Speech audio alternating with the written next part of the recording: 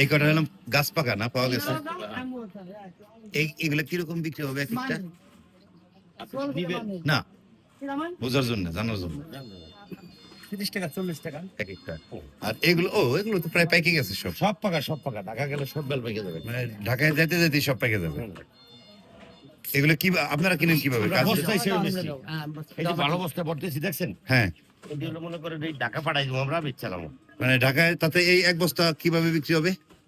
ঢাকা আমরা আমাকে হেঁটে বেচছিলাম 3000 3200 3500। মানে বস্তায় কত আটকে না তার কোনো হিসাব নেই।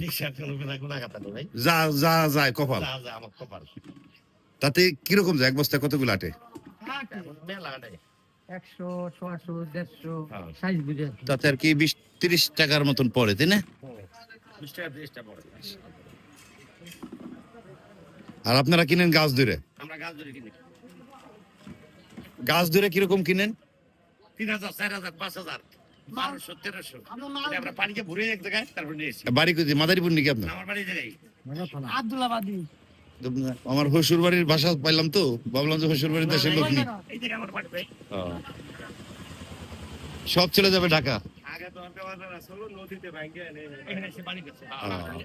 বেল ঢাকা গেলেই পেকে যাবে বেল। আমার আব্বা জানে